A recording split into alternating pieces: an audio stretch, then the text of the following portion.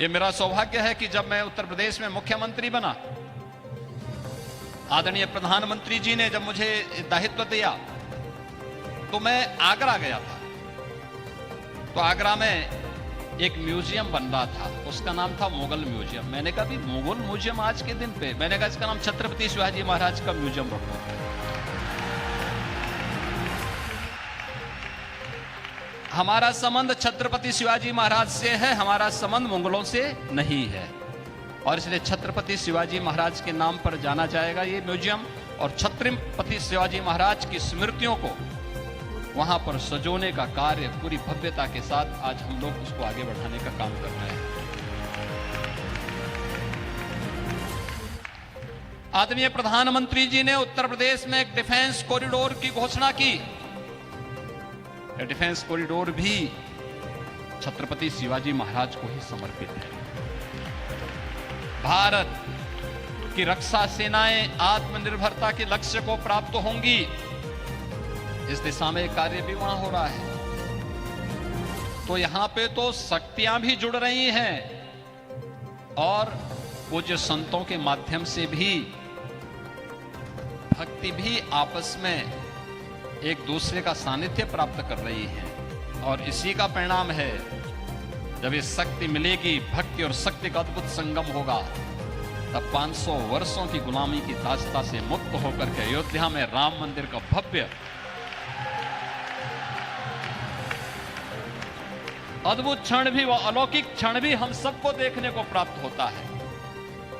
हमारे पूज्य संतजन मंच पर भी बैठे हैं, सामने भी बैठे हैं। इनके सानिध्य में प्रधानमंत्री मोदी जी के कर कमलों से, उनके परम पुरुषार्थ से 22 जनवरी 2024 की जो तिथि हम सबको अयोध्या धाम में देखने को मिली थी, अद्भुत है। और ये नई अयोध्या, ये भव्य दिव्य और नव्य अयोध्या आप सबको भी अपनी ओर आमंत्रित कर रही है।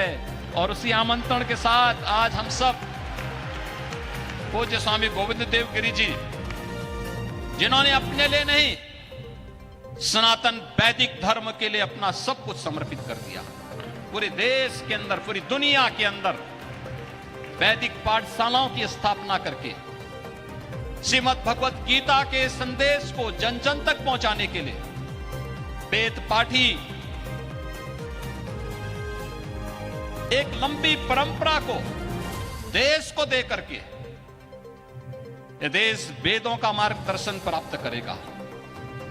जो कार्य मध्यकाल में समर्थ गुरु रामदास जी ने छत्रपति शिवाजी महाराज का मार्गदर्शन करके किया था, वह काम आज गोविंद देव गिरि जी के सानिध्य में इस महाराष्ट्र के अंदर, देश के अंदर, दुनिया के अंदर हर सनातन धर्मावलंबी के मन में इस भाव को पैदा करने के लिए उनके सानिध्य में निरंतर चल रहा है।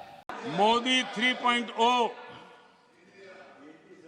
विकसित भारत की नींव को मजबूत करने के लिए पूरी शक्ति लगा देंगे। आदरणीय सभापति जी, अगले 5 साल में देश बुलेट ट्रेन भी देखेगा और देश वंदे भारत ट्रेन का विस्तार भी देखेगा।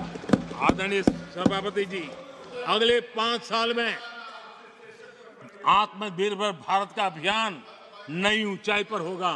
देश हर क्षेत्र में आत्मनिर्भर होता नजर आएगा।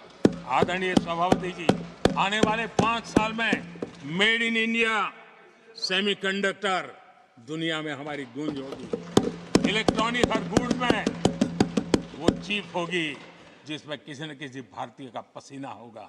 आदरणीय सभापति जी, दुनिया के इलेक्ट्रॉनिक बाजार में एक नई गति का सामर्थ्य आने वाले 5 साल में देश देखेगा। सपने नहीं हकीकत बुनते, तभी तो सब मोदी को चुनते, तभी तो सब मोदी को चुनते।